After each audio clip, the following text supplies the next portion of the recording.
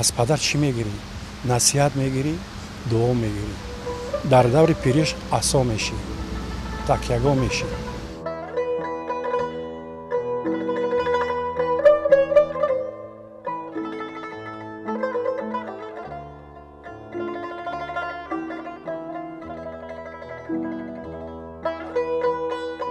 یعنی پدر کیان عائله است. پدر خدای خانه است، خدای مجازی خانه است. چی پدر باشد چی مادر. درست است که اینا خدا نیستند، لیکن سبب آفرینش انسان پدر و مادر می شود.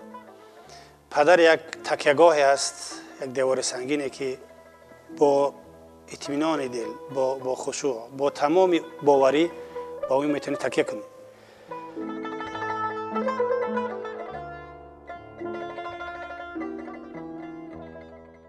گو در ایام جوانی بسیار کارهایی که وای گفتگی نکردگی هم هستیم. برای اینکه اکنون چی میگن جوان ولی وای صنف 10-11 تا ولی اونقدر عقلی که پدر چی مادر چی نمیرسه.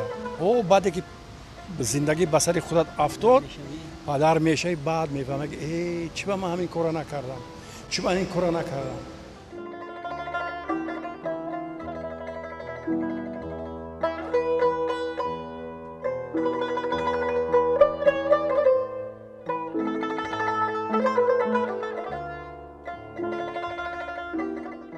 فقط از پایش میشدم که همیشه خرسند باشد، تبشا باشد، کمبودیش نباشد، سالهای سال عمر دراز زندگی کنه.